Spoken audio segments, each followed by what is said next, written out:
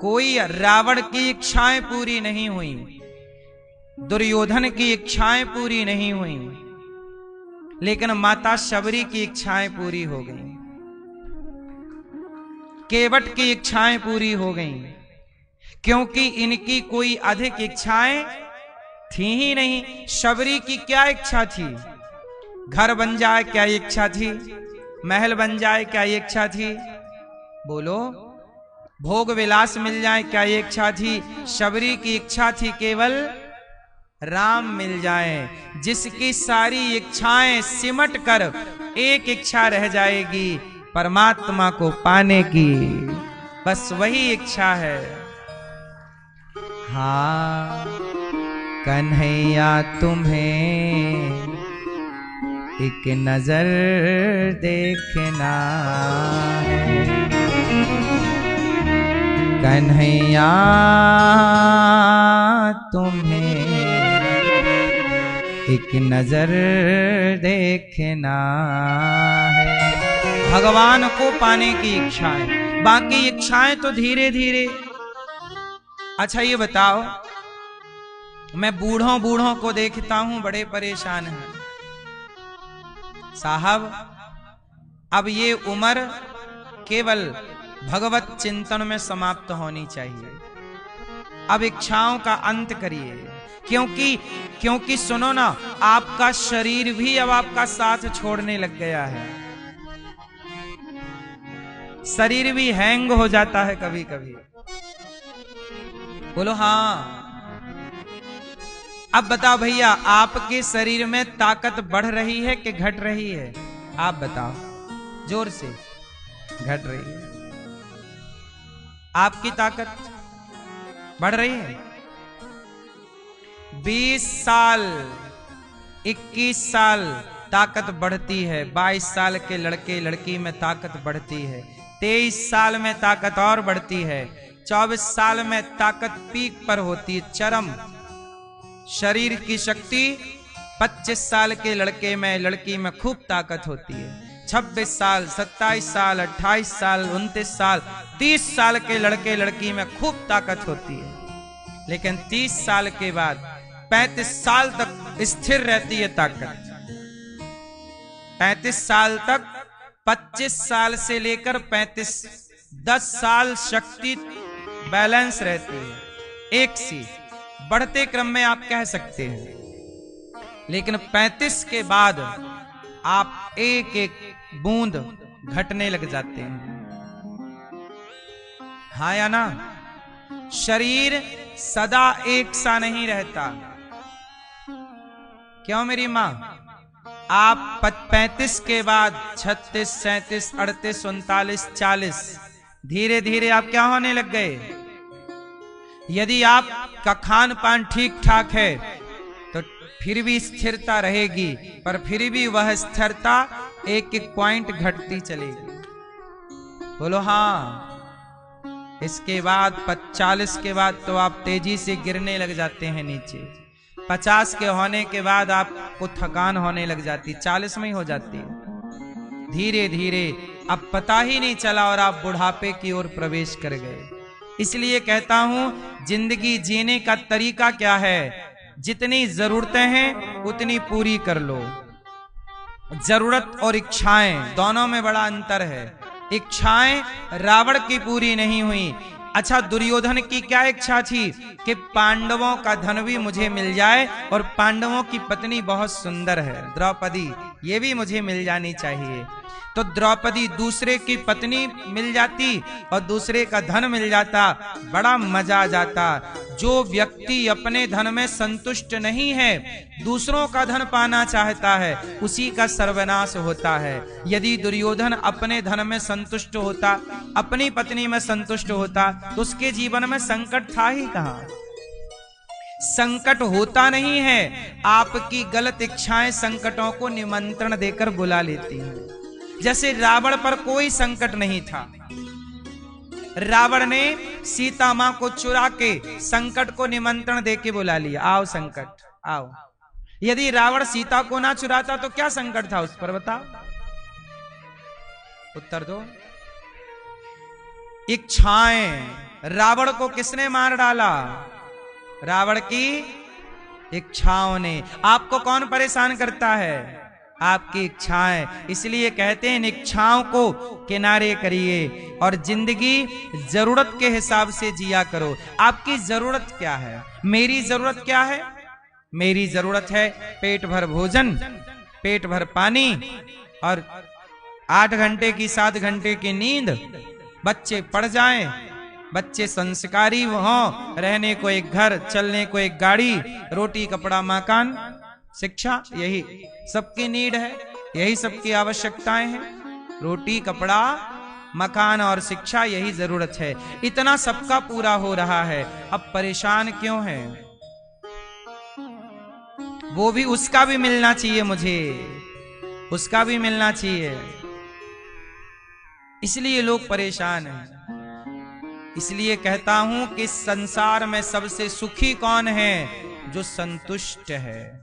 इसलिए जितना विधाता ने दिया है मेहनत करते रहो, काम करते रहो। साइकिल दी है, साइकिल में खुश रहो।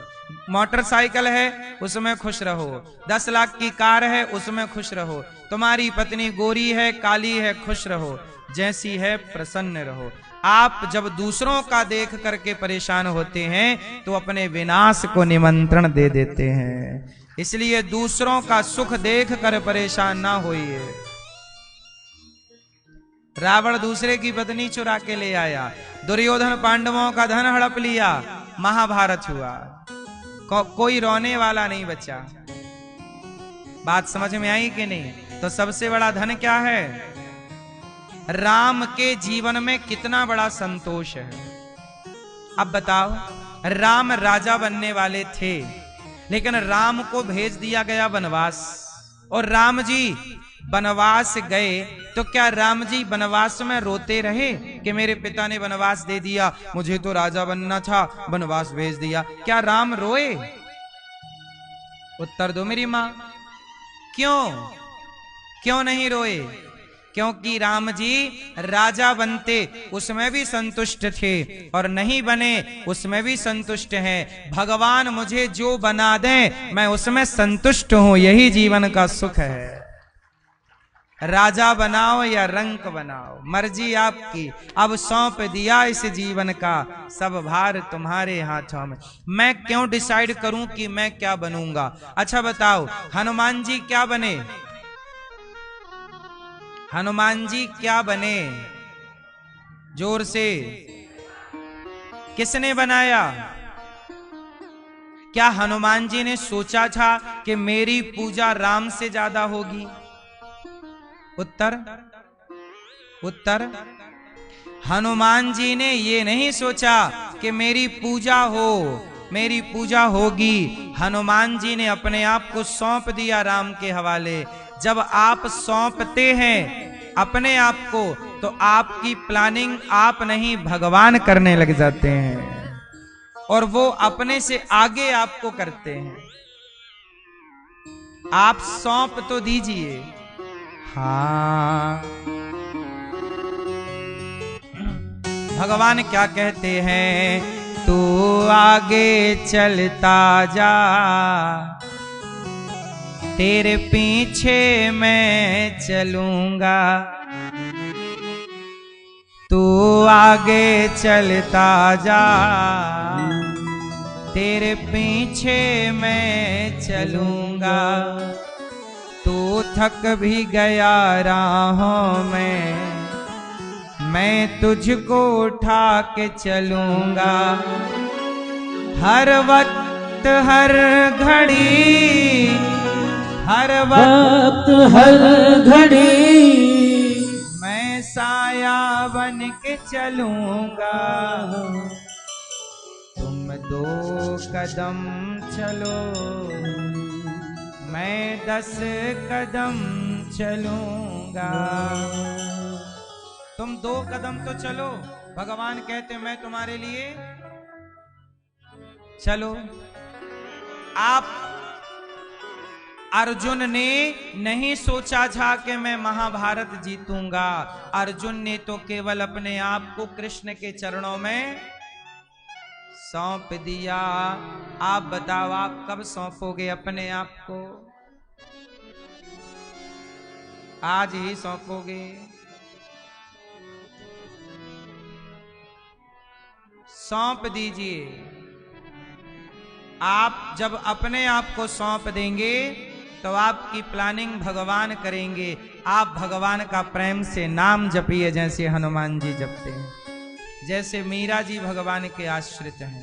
काम करिए, मेहनत करिए, पैसा कमाइए, पर मैं किसका हूं ये भाव से चलिए। फिर देखो। तो आज से आप एक चीज यहां पे हमें विश्वास दिलाइए कि आज से आप लोग संतुष्ट रहेंगे।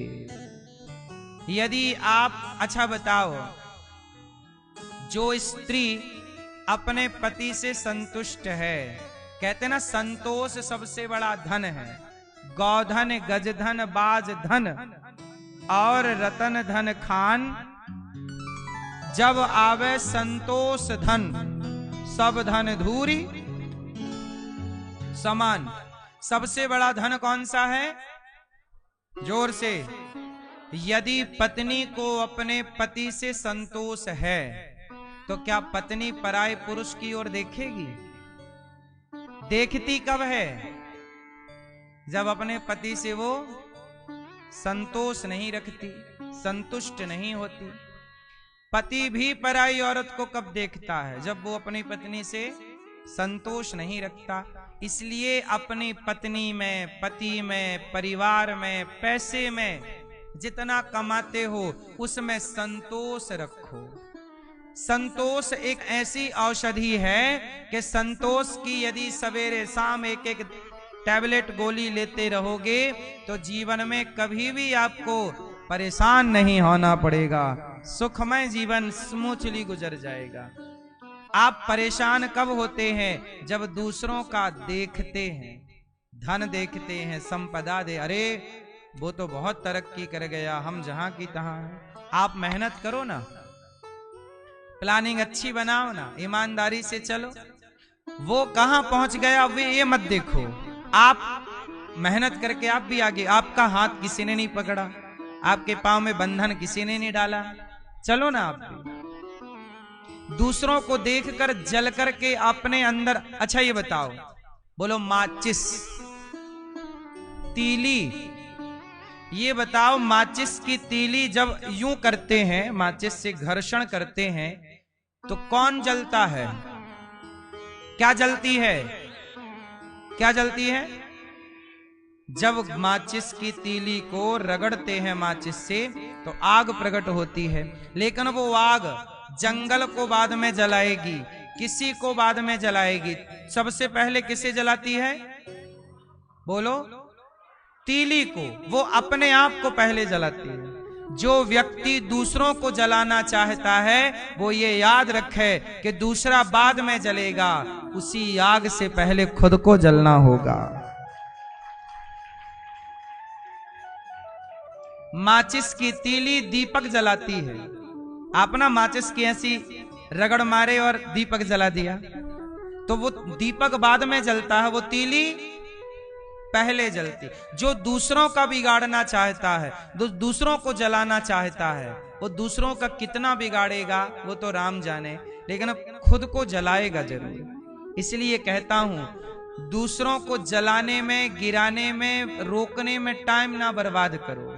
दूसरों की बड़ाई, तारीफ, धन देखकर जलो मत। अपने को बेहतर बनाने में समय खर्च करो। आपका ज्यादा से ज्यादा समय कहां खर्च होता है? दूसरों की निंदा करने में, दूसरों की चुगली करने में। दूसरों की ओर क्यों देखना है? अपनी ओर देखिए ना। एक बार क्या हुआ, सुई और चलनी की भेंट हुई। सुई, बोलो सुई, चलनी, आटा चालने की। एक दिन चलनी बोली, सुई वैसे तो तुम बहुत अच्छी हो, पर तुम में एक कमी है। क्या? तुम्हारे पीछे एक छेद है, वो हमें दिख रहा है। चलनी बोल रही है सुई को कि तेरे भीतर तेरे भीतर जोर से एक छेद है, तेरे अंदर एक बुराई है, एक कमी है। ये कौन कह रहा है? चलनी, वो चलनी जिसमें स्वयं में हजारों छेद हैं, सैकड़ों छेद हैं। जिसके अंदर छेद है वही दूसरों के छेद को, मतलब जिसके अंदर बुराई है वही दूसरों की बुराई देखेगा। जिसके अंदर बुराई ही नहीं है वो दूसरों की बुराई क्यों देखेगा? हम दूसरों की अच्छाई क्यों ना देखें? हम आपकी अच्छाई देखें, हम आपकी अच्छाई देखें। क्यों? इसलिए जीवन का मूल ज्ञान क्या है? संतोष।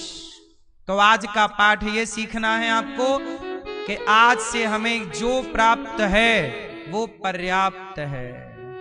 जो बोलो, जो प्राप्त है पर्याप्त है। ईश्वर ने जो दिया है बहुत है। अच्छा ये बताओ, आपको भगवान ने ज्यादा दिया है कि आपके पड़ोसियों को? बोलो, सच बताओ, आपको ज्यादा दिया है ईश्वर ने कि आपके पड़ोसियों को? हैं? जोर से। आपको? आपके मोहल्ले में अगल बगल ऐसे भी लोग हैं कि जिनके पास आपके जितना भी नहीं है। आपके मोहल्ले अड़ोस पड़ोस में ऐसे भी लोग हैं भैया कि उनके पास उतना नहीं है जितना आपके पास है। इसका मतलब है औरों से आप बहुत अच्छे हैं, फिर भी आपकी शिकायतें हैं, ये नहीं वो नहीं। अरे शिकायतें बहुत हो सकती हैं, पर शिकायतों से व्यक्ति तनाव भरी होगी। शिकायतों से जिंदगी तनाव और चिंता और डिप्रेशन से भरी होगी। और जितना है उसमें प्रसन्न रहो। क्या परेशान होते हैं लोग? परेशान क्यों होते हो? जीवन का मूलभूत संस्कार है संतोष। अच्छा बताओ, चिड़िया संतुष्ट है या नहीं?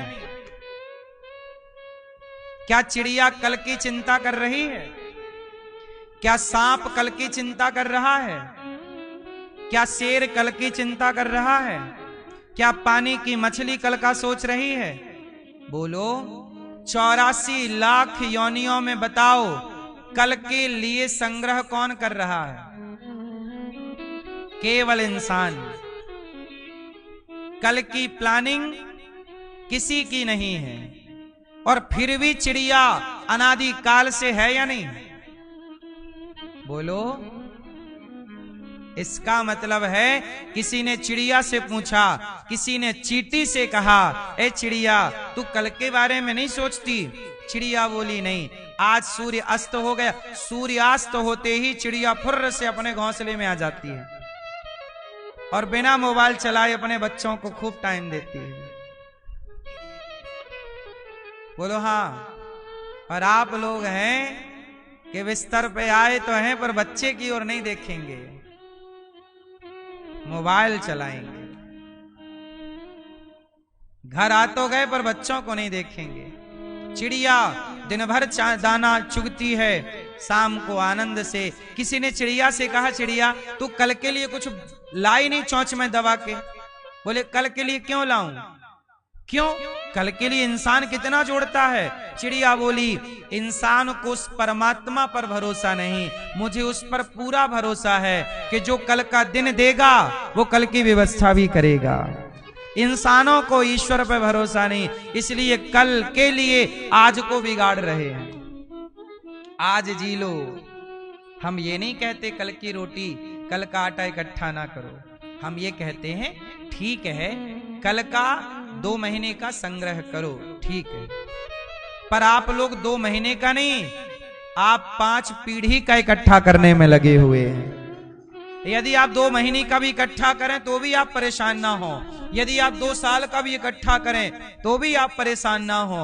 आप परेशान तब होते हैं जब 2-4 पीढ़ियों के संग्रह में लग जाते हैं कि उस आने वाली तीसरी पीढ़ी का क्या होगा।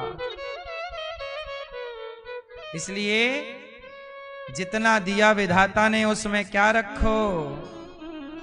हाँ, हर हमेशा भगवान का धन्यवाद, मुझे तुमने दाता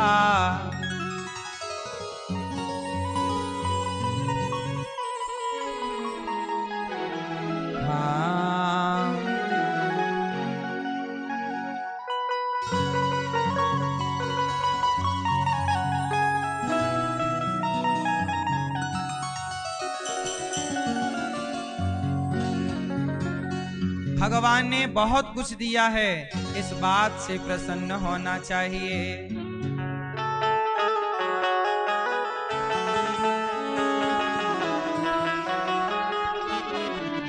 हो मुझे तुमने दाता बहुत कुछ दिया है, मुझे तुमने दाता बहुत कुछ दिया है, तेरा शुक्रिया है, तेरा शुक्रिया है। क्या करना है ईश्वर का? हाँ, शुक्रिया शुक्रिया, जो भी कुछ तुमने दिया, शुक्रिया शुक्रिया, जो भी कुछ तुमने दिया, मुझे तुमने दाता बहुत कुछ दिया है, तेरा शुक्रिया है, तेरा शुक्रिया है।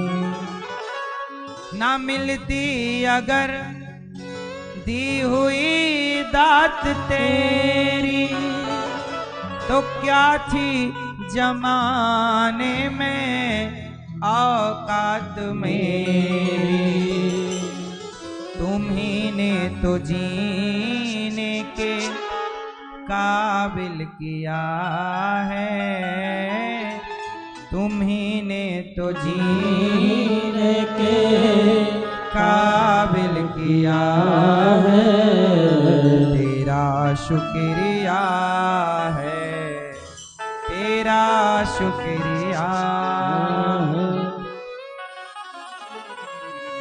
तो आज से कितने लोग ईश्वर का हर हाल में क्या करेंगे?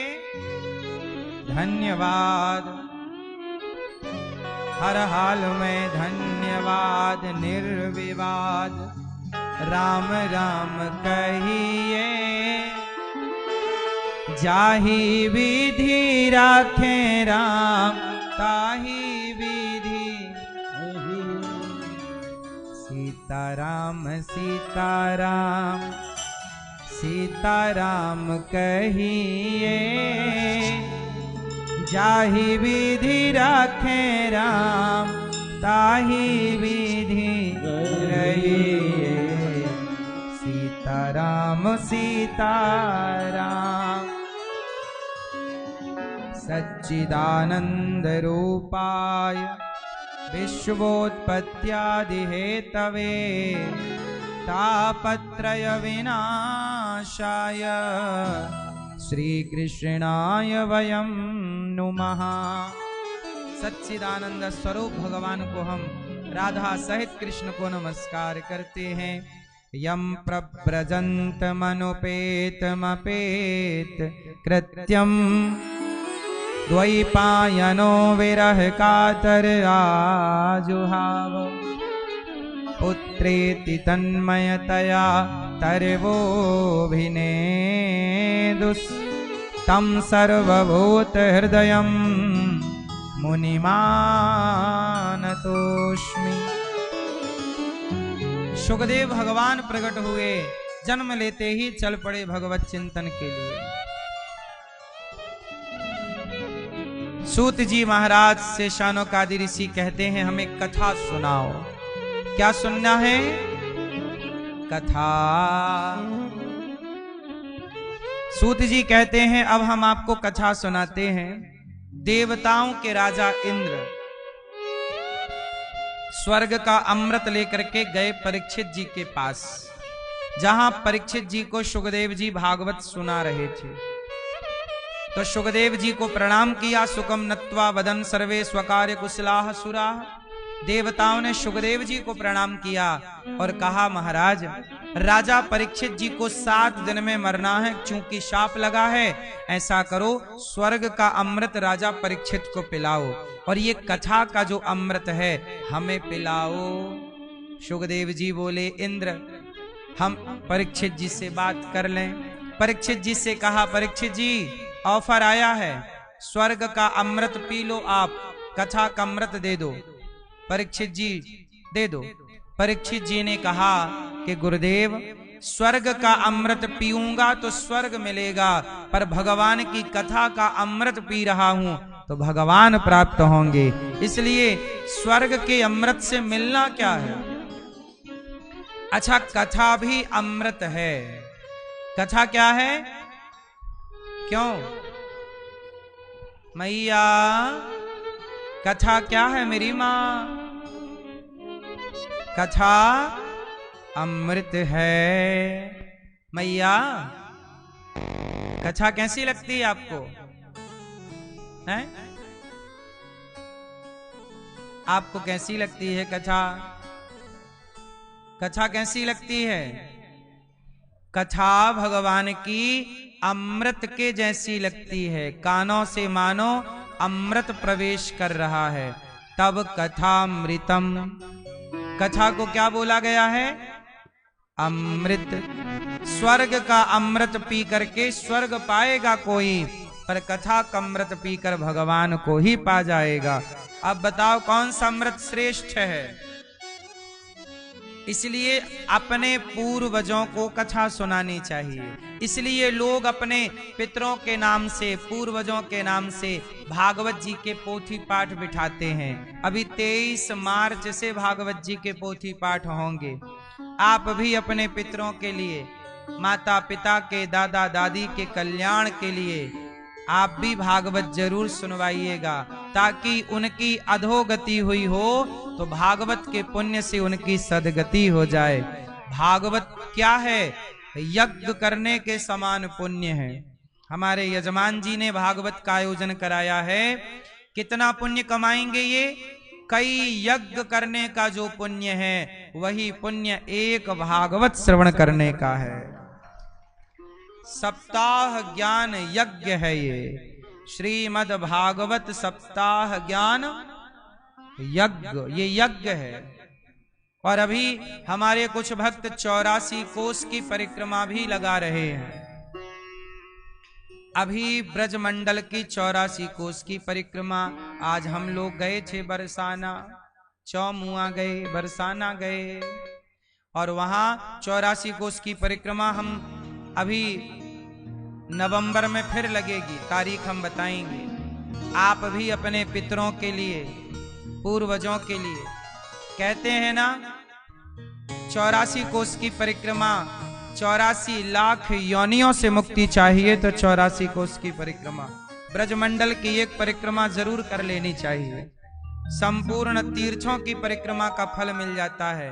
तो अभी भक्तजन खूब प्रेम से बरसाने और नंदगांव और गोकुल गोवर्धन पूरे ब्रजमंडल की परिक्रमा गाड़ियों से हो रही है। अगले नवंबर में फिर है। आप भी चाहें तो अगली बार यात्रा में सम्मिलित हो सकते हैं।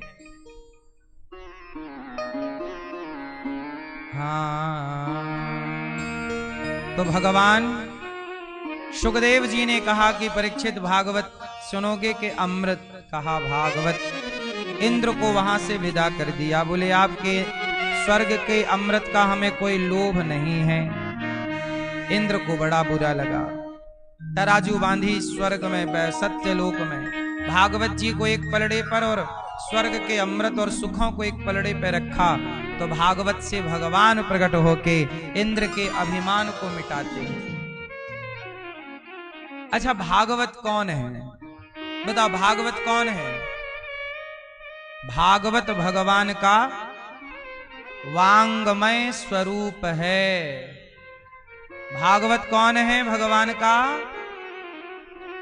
का स्वरूप है। भागवत कौन है? जोर से। भगवान का स्वरूप है। इसलिए भागवत जरूर सुननी चाहिए। ये कोई पोथी नहीं। जब कानों से आप भागवत सुनते हैं तो कानों से भागवत के जो शब्द हैं, शब्द ब्रह्म, कानों से कौन जाता है? प्रविष्टः कर्णरंध्रेण। कान से जब भागवत कानों से भीतर जाती है तो उस शब्दों में घुलकर कृष्ण भी भीतर चले जाते हैं। भगवान कहां से भीतर जाते हैं? कानों से जाके हृदय में बैठते हैं। इसलिए कानों से केवल आवाज नहीं, कथा के द्वारा कृष्ण प्रवेश करते हैं।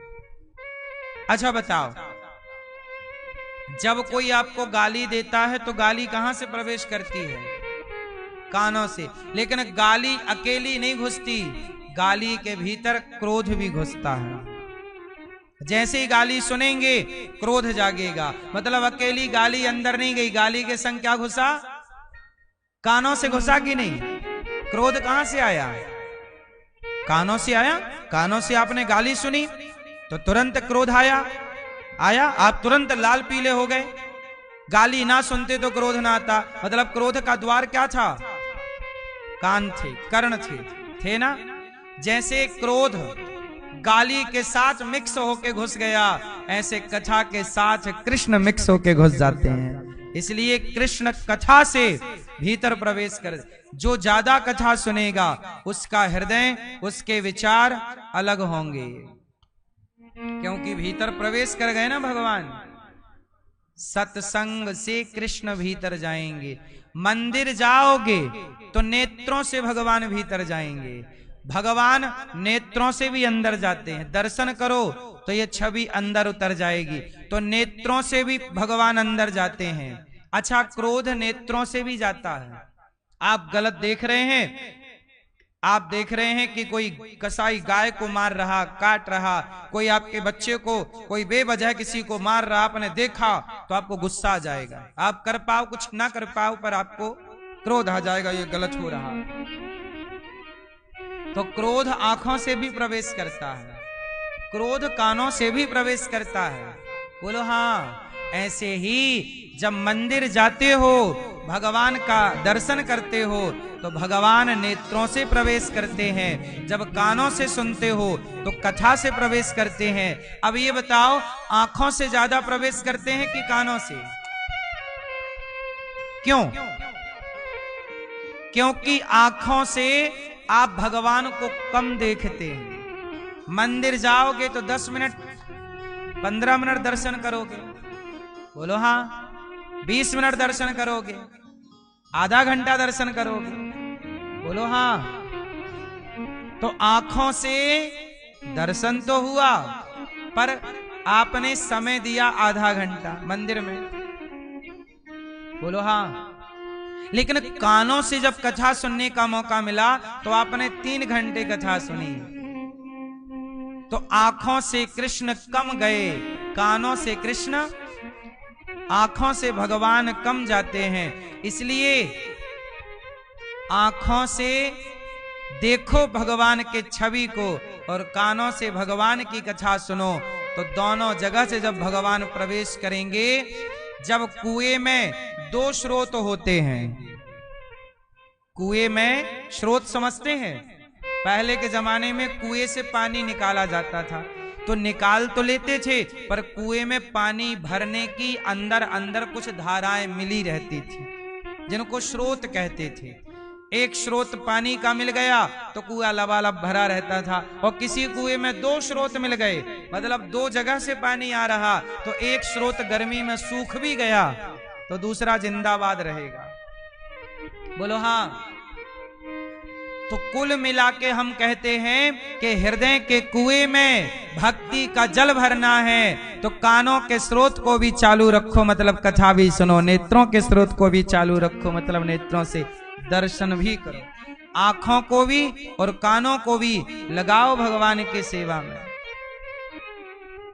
इसलिए आंखों से भगवान का दर्शन, जगन्नाथ जी का, बिहारी जी का, गौरी गोपाल भगवान का दर्शन, और कानों से भगवान की कथा। आप रोज थोड़ी सी कथा सुन लिया करिए, देख लेना आपके जीवन में तनाव ना होगा। अब सुनते ही नहीं हैं, दिन भर आप प्रपंच सुनते हैं,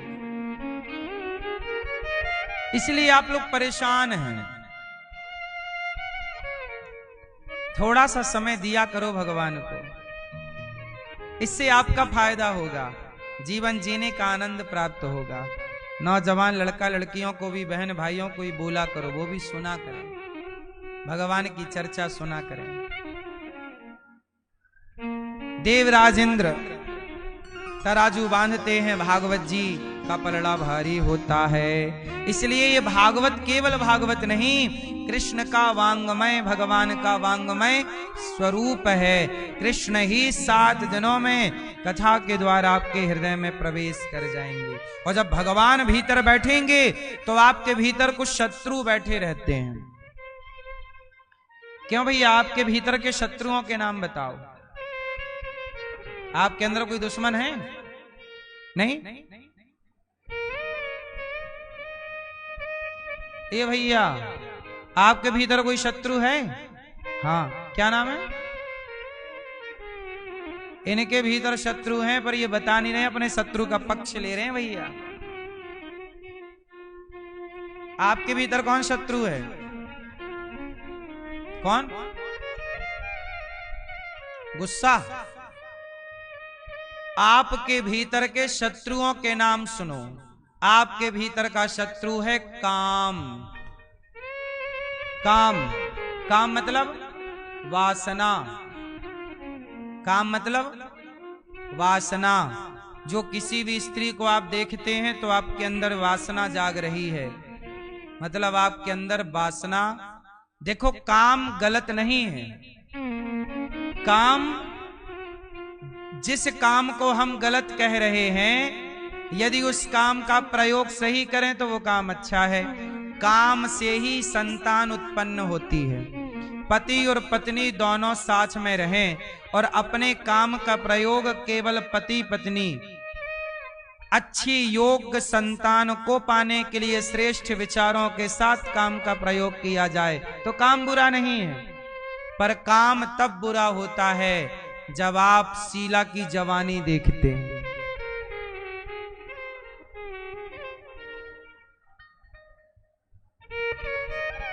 मुन्नी बदनाम हुई देखते हैं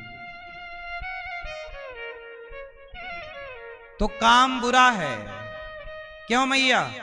काम तब बुरा है जब आप अपने काम से शीला की जवानी देखें तो वो काम बुरा है। वरना काम से केवल अपनी पत्नी का दर्शन करें, अपने पति को देखें और पति पत्नी काम में डूबे रहें तो कोई आपत्ति नहीं है किसी को।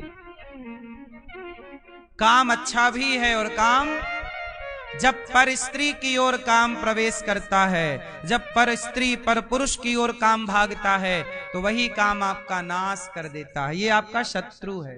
वो काम मित्र भी है यदि ठीक ठीक चल रहा है। आपका मन भटकाव में नहीं। आप तो नहीं देखते शीला की जवानी?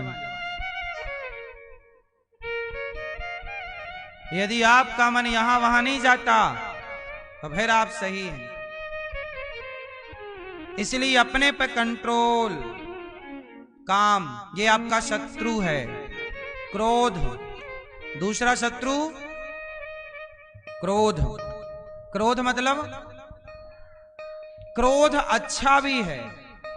क्रोध आना चाहिए कि नहीं? आना चाहिए। क्रोध बहुत जरूरी है। कहां क्रोध आना चाहिए? जब द्रौपदी के कपड़े उतर रहे थे उस समय भीष्म पितामह को क्रोध आना चाहिए था या नहीं? बोलो। नहीं आया। क्रोध वहीं करना चाहिए जहां क्रोध की जरूरत। जरूरी है, क्रोध बहुत अच्छी चीज है। परमात्मा की बनाई कोई भी चीज बुरी, क्रोध अच्छा है। द्रौपदी के कपड़े उतारे जा रहे थे, पितामह को क्रोध करके एक थप्पड़ मारना था तमाचा दुशासन के गालों में, क्रोध नहीं किया तो महाभारत हो गया। और जटायु जी ने रावण पे क्रोध किया, ए रावण खड़ा हो, सीता को लिए जा रहा चुरा के, खड़ा। रावण पर क्रोध करके दौड़े जटायु, तो क्रोध करने के कारण जटायु को राम का दर्शन हुआ था। इसलिए क्रोध जरूरी है, बेवजह का क्रोध शत्रु है। इसलिए अपने काम पर कंट्रोल, अपने क्रोध पर कंट्रोल। क्रोध जरूर करो, पर कहां करें और कहां ना करें, ये विचार। बेवजह क्रोध ना करो, पत्नी पर, पति पर, बच्चों पर बेवजह नहीं। जहां जरूरत है वहां जरूर कीजिएगा। पर जब आप क्रोध करते हैं उस समय आपका विवेक नष्ट हो जाता है और आप कुछ भी बोलते हैं, क्रोध में कुछ भी करते हैं। क्रोध करना चाहिए पर विवेक पूर्ण क्रोध करना चाहिए। उस समय क्रोध में विवेक नष्ट ना हो, विवेक रहे फिर विवेक के साथ क्रोध करें। बुद्धि, आप क्रोध क्या करता है, बुद्धि को समाप्त कर देता है, विवेक को समाप्त कर देता है। क्रोध करें पर उस समय विवेक को गवाएं ना, विवेक के साथ। इसलिए क्रोध में भी बोलना चाहिए पर वही जो धर्म युक्त हो। अब आप लोग क्रोध आता है ना तो अड़बड़ खड़बड़ सब बोल डालते हैं, फिर बाद में सॉरी गलती से निकल गया, सॉरी, भाई को बोल दिया, अरे तू तो ऐसा है, तू तो मेरा भाई ही नहीं है। 4 मिनट का क्रोध 50 साल के रिश्ते बिगाड़ के चला गया। 1 मिनट का गुस्सा सालों के रिश्ते बिगाड़ डालता है। बोलो हाँ। इसलिए क्रोध को हावी ना होने दीजिए। कहते हैं भर जाते हैं वो घाव जो बनते हैं गोली से, भर जाते हैं वो घाव जो बनते हैं गोली से, पर वो घाव नहीं भरते जो बनते हैं कड़वी बोली से। इसलिए क्या बोलें और क्या,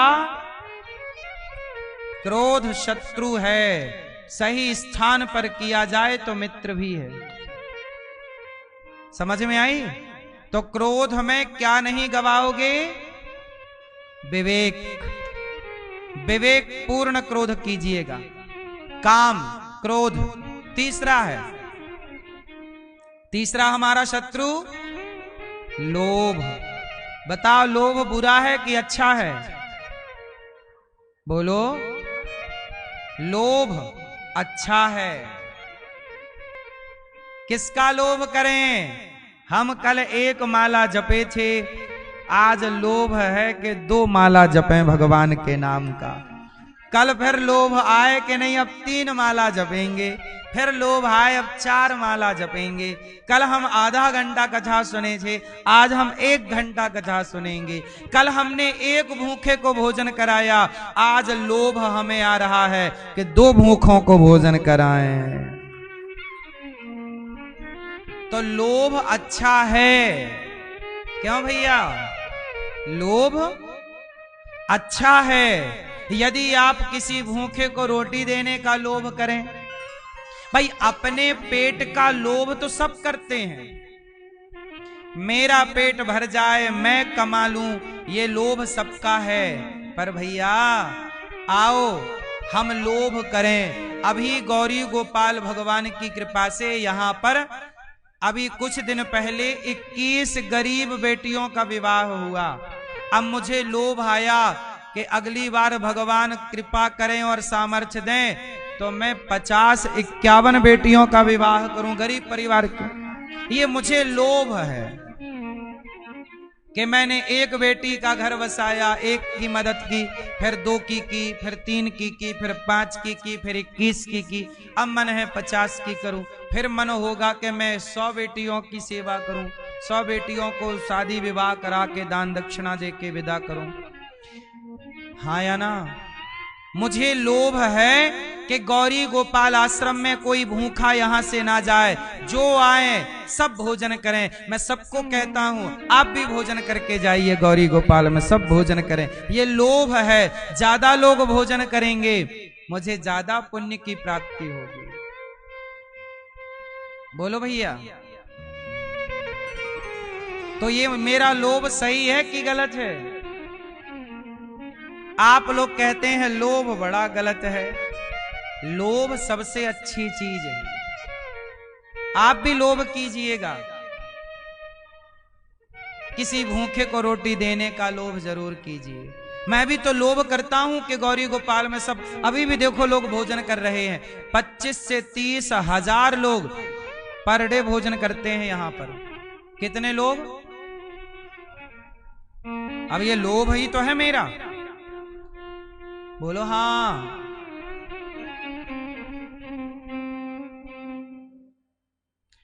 बड़ी बड़ी होटलें बंद हो गई, गैस नहीं मिल रही है, लेकिन गौरी गोपाल जी की रसोई चल रही है। मैंने तो गाय के गोबर के ओपले बनवाने शुरू कर दिए, गैस खत्म हो जाएगी तो भी जिंदाबाद रहेगी गौरी गोपाल जी की रसोई। हम किसी ऐसे गैस पर निर्भर नहीं हैं, सेल्फ डिपेंड है। बोलो हाँ। गेहूं होता है हमारे भारत के खेतों में, चावल होता है हमारे भारत के खेतों में, दाल होती है हमारे भारत के खेतों में, नमक होता ही है अपने यहाँ, जीरा होता ही है अपने यहाँ, हमारे यहाँ गोबर भी है ही है। तो भैया हम तुम करते रहो युद्ध, सब बंद कर दो, पर फिर भी ये रसोई चलती रहेगी, क्योंकि निर्भरता नहीं है। आप लोग रो रहे हैं गैस नहीं मिला, गैस के पड़ोस का है, कब तक रहेगी ये गैस? अपना चूल्हा जिंदाबाद। बोलो हाँ। बड़ी होटलें बंद हो गई कि नहीं? जो पैसा लेकर भोजन देती थी वो बंद हो गई, पर गौरी गोपाल जी की रसोई देखो चल रही है। बोलो हाँ। वरना मैं भी बहाना बना देता, गैस नहीं मिल रही है, पैसा बच जाता मेरा। बोलो क्यों? सही है। पर हमें लगता है कि हर दिन सेवा करनी चाहिए, हर घंटे सेवा करनी चाहिए। सबको अन्न दान से बड़ा कोई दान नहीं। इसलिए कहता हूं जब मैं मरूंगा तो पैसे लेकर नहीं जाऊंगा, आप भी मरोगे पैसे लेकर नहीं जाओगे, लेकिन जीते जी किसी को भोजन कराया होगा, कराने से जो पुण्य पाया होगा वो पुण्य लेकर के हम सब मरेंगे। इसलिए थोड़ा पुण्य किया करो। क्या करो? क्या करो? पुण्य करो। क्या करो? पुण्य करो। पुण्य करो। इसलिए कहता हूं पुण्य जरूर करना चाहिए। हम मरेंगे तो क्या लेकर मरेंगे? हमारे साथ पुण्य चलेगा। इसलिए कहता हूं आप भी थोड़ा अन्नदान गौरी गोपाल में किया करो। हजारों संत यहां भोजन करते हैं, 312 वृद्ध माएं रहती हैं, अखंड रसोई चलती है, गुरुकुल में 150 बच्चे पढ़ते हैं। ये सारी सेवा भगवान ने दे रखी है। ये दास एक अनिरुद्ध आपसे भिक्षा मांग मांग कर इतनी सेवाएं करता है, और ये रोज की सेवा है। अब बताओ ये लोभ मेरा सही है कि गलत है? तो बताओ लोभ करना चाहिए कि नहीं? आप भी आधा घंटा ज्यादा काम करो और लोभ करो कि मैं ज्यादा पैसा कमाऊं। उस आधे घंटे की कमाई के पैसे से मैं भी थोड़ा सा गौरी गोपाल में अन्न दान करूंगा, मैं भी थोड़ा वृद्ध माओं को भोजन दूंगा, है ना? अच्छा, अब आप लोग लोभ क्या करते हैं? बस हम बड़े आदमी बन जाएं, हमारे पास पैसा। पैसे कमाना बुरा नहीं है, पैसे कमाना बुरा नहीं है। पैसे कमाओ, बिल्कुल बुरी बात नहीं है। पैसे को आप जब 2-4 पीढ़ियों के लिए जोड़ने लगते हैं तो गलत बात है। पैसे कमाना बुरा नहीं है। बच्चों के लिए पैसा नहीं जोड़ना चाहिए, बच्चों को टैलेंट देना चाहिए, काबिल बनाना चाहिए, योग्य बनाना चाहिए। मेरे पिता ने मुझे संपत्ति नहीं दी, मेरे पिता ने भैया आखिरी बार मुझे 2 रुपए दिए थे बस मेला घूमने के लिए। मेरे पिताजी ने मुझे आखिरी बार कितने पैसे दिए? आज तक मेरे पिताजी ने ना तो मुझे मोबाइल दिलाया, ना तो मुझे गाड़ी दिलाई। साल में 1 बार कपड़े दिलाते थे, और वो कपड़े जब तक पूरा पैंट फट नहीं जाता था, चड्डी दिखने लगती थी, तब तक दूसरा पैंट नहीं दिखा। मैं छेद दिखाता था, फिर देखो फट गया है पूरा, अब तो दिला दो, तब दूसरा पैंट दिलाते थे।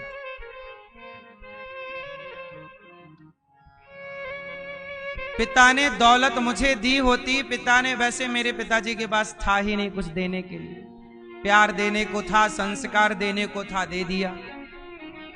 मुझे लगता है अच्छा हुआ। मेरे पिता ने यदि मुझे धन दौलत दिया होता, मुझे भी बचपन से सुख मिला होता, पैसे मिले होते, तो मैं क्यों मेहनत करता?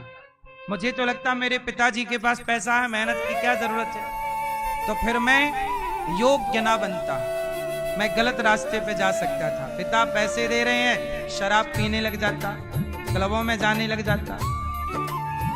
पैसे से लोग बनते भी हैं और पैसे से लोग बिगड़ते भी। पैसे से बनने की संभावना कम है, पैसे से बिगड़ने की संभावना ज्यादा है। इसलिए कहता हूं, बच्चों को पैसे ना देना, काबिलियत, टैलेंट, योग्यता देना, संस्कार देना। कमा के खाएंगे, जो आपने कमाया है उसे भलाई में, समाज की सेवा में। पहर बंसी बन भटकूं, सांझ परे घर। पैसे बच्चे करेंगे क्या? उनके पास बहुत पैसा है तो स्त्रियों को बुलाएंगे पास में, नचाएंगे। पैसे का यही तो यूज है आजकल। महंगी, जिसके पास जितना पैसा है, जिसके पास कम पैसा है पौआ पीता है 50 रुपया का। ज्यादा पैसा है तो वो 20,000 की दारू पी रहा है, और ज्यादा पैसा है 1 लाख की बोतल खोल रहा है, और ज्यादा पैसा है तो भैया मैंने सुना 10 लाख की भी बोतल आती है शराब। मतलब पैसा होता गया तो बोतल वही है, बस उसके अंदर के प्याले का पैसा बढ़ता गया। खर्चा सबका हो रहा है, आया ना? पैसा है तो पैसे से लोग देखो क्या क्या शौक करते हैं। पैसे वाले लोगों के लंबे लंबे शौक। इसलिए कहता हूं, पैसा पाओ तो सेवा में लगो।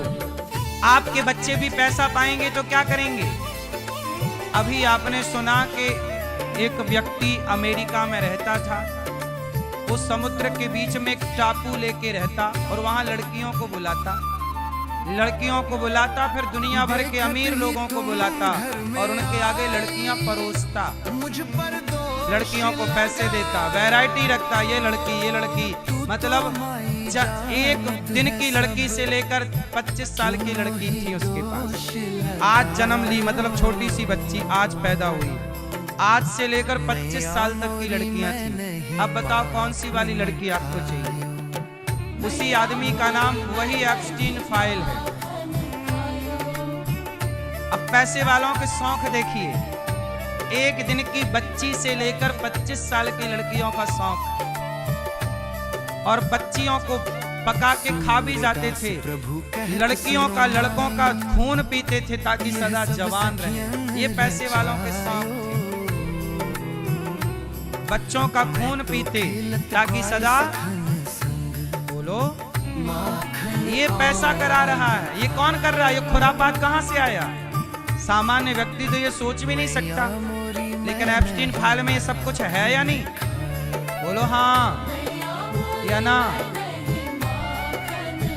बड़े बड़े वैज्ञानिक वहां जाते थे, बड़े बड़े पैसे वाले, दुनिया भर के लोग वहां जाते थे, बड़े बड़े पैसे। इसलिए पैसा यदि आपने गलत यूज किया तो पैसा बहुत गलत ले जाएगा। इसलिए पैसा व्यक्ति को अंधा बना देता है। धृतराष्ट्र डबल अंधे हैं, एक तो वो जन्म से अंधे हैं, पर धृतराष्ट्र का जब बेटा अपने पिता को कहता है कि पांडवों का भी धन मिल जाए तो क्या दिक्कत है, इन्हें बंद करके लाक्षागृह में आग लगा दो, तो लाक्षागृह में लाख का घर बनाया। किसका घर बनाया? लाख का। पांडवों को वहां बुलाया और आग लगवा दी और जला दिया। अब बताओ क्या है ये? एक तो जन्म से अंधे हैं, दूसरे दौलत के आगे अंधे हो गए, और उसी दौलत ने सर्वनाश करा दिया। इसलिए साहब पैसा बुरी चीज नहीं है, पर पैसा पाओ, दीन दुखियों की सेवा करो, यही पैसे का सदुपयोग है। मुझे लगता है पैसे का सबसे बड़ा उपयोग क्या है? समाज की, राष्ट्र की सेवा। बच्चों को पैसा उतना दो जितनी जरूरत है। ठीक है भाई, फैक्ट्री चला लो, बिजनेस करो, इतना ले लो, बाकी तुम कमाओ ना, हमसे क्यों? हम ही सब दे देंगे, तुम क्या करोगे? तुम यदि कुछ नहीं करोगे तो तुम गलत करने लग जाओगे। क्यों? सही है या गलत है? जो हम बता रहे हो बात सही है कि गलत है? इसलिए टैलेंट, मेरे पिताजी ने मुझे पैसे नहीं दिए, काबिल बनाया, संस्कार दिए। जहां मैं गलती करता था वहां मेरे पिताजी मुझे मारते थे, जहां मैं गलती करता वहां मारते थे।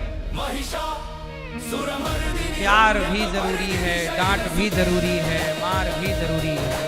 बोलो हाँ। आज मैं कुम्हार के पास गया, देखा तो वो घड़े को मार रहा था, भीतर से हाथ लगाए था, प्यार का सपोर्ट था, और ऊपर से घड़े को मार रहा था। घड़े कुम्हार आज घड़े को क्या कर रहा था? मार रहा था। मैंने, अरे ये देखो ये मार रहा घड़े को। मैंने कहा भाई क्या कर रहे हो? बोले मार रहे हैं। क्यों? बोले इसका आकार बढ़ाना है। यदि घड़े का आकार बढ़ाना है, घड़े को मजबूत बनाना है, तो भीतर से सपोर्ट का हाथ है और बाहर से मार लगानी पड़ेगी। यही हाल बच्चों का है। भीतर से प्यार करो बच्चों को, ऊपर से थोड़ा डांटना जरूरी है, जरूरत पड़ने पे मारना, क्योंकि बाहर से बड़ा बनाना है ना बच्चों को। भीतर बाहर से क्या बनाना है? बच्चों को बड़ा बनाना है, तो भीतर से प्यार रहे और बाहर से थोड़ा डांट डपट रहे। यही जीवन का सिद्धांत है। आप लोग डांटना छोड़ चुके हैं, अनुशासन भूल चुके हैं, संस्कार देना इसलिए भूल गए क्योंकि खुद के संस्कार गायब हैं। क्योंकि खुद के संस्कार गायब हो गए। जब आपके ही नहीं बचे तो आप आगे पेस्ट कैसे करोगे? आगे पहुंचाओगे कैसे? मैं वही तो दूंगा जो मेरे पास, आप वही तो देंगे जो आपके पास। आपके पास संस्कार हैं तो आप जरूर देंगे। नहीं दिया आपने बच्चों को संस्कार, क्यों नहीं दिया? क्योंकि आपके पास थे ही नहीं। अब आप रो रहे हैं कि बच्चे सुन नहीं रहे हैं। क्यों नहीं सुन रहे हैं? संस्कार इसलिए नहीं दिए आपने क्योंकि आपके पास खत्म हो चुके थे। जब संस्कार बट रहे थे सत्संगों में, तब आप सत्संग करने गए नहीं, कथाएं सुनी नहीं। शास्त्रों में संस्कार भरे पड़े हैं। संस्कार कहाँ से मिलेंगे? गीता से, रामायण से, सत्संग से, संतों से संस्कार प्राप्त हो। कैसे बोलना है, कैसे व्यवहार करना है, पराई स्त्री को कैसे देखना है, ये भी संस्कार है। पराये पुरुष को कैसे देखना है, संस्कार है। कैसे उठना है, कैसे बैठना है, कैसी बात करनी है, कैसे खाना है। बोलो हाँ, खाने का भी संस्कार। अब कुछ लोग खाते हैं, देखो चावल खाते हैं, पूरा यहां तक चावल उनका डूबा रहता है, भरा रहता है, इतना बड़ा बड़ा कौर खाते हैं। खाने का संस्कार नहीं, चलने का संस्कार। सड़क के बीच में चल रहे हैं, ये कोई संस्कार है? कहीं भी थूक रहे हैं, किसी को भी गाली दे रहे हैं, गुटखा खाएंगे, कहीं भी थूक देंगे। ये सब कुछ संस्कार की बातें हैं। आप लोग संस्कार इसलिए नहीं दे पाते बच्चों को क्योंकि खुद के पास नहीं। बड़ों की बात मानना है, बड़ों से मुंह लड़ाना है कि नहीं, जबान लड़ाना है कि नहीं, क्या बोले क्या ना बोले, कहाँ बोले कहाँ चुप रहे। तो काम, क्रोध, लोभ, लोभ भी अच्छी चीज है। परमात्मा आपको लोभी बनाए, ऐसा जो भजन का लोभ हो, सत्संग का लोभ हो, बच्चों को संस्कार देने का लोभ हो। मेरे बच्चे के अंदर ये संस्कार और आ जाए, मेरे बच्चे के अंदर, बेटी के अंदर ये संस्कार, लोभ ये होना चाहिए। पैसे कमाओ, बुरा नहीं है, बच्चों को उतना पैसा कमाओ जिससे आपकी जरूरतें पूरी हो। बाकी पैसा आ रहा है, राष्ट्र की सेवा में लगाओ, समाज की सेवा। बच्चों को टैलेंट देते रहो। लोभ, काम, क्रोध, लोभ, मोह। मोह अच्छी चीज है। किससे मोह हो?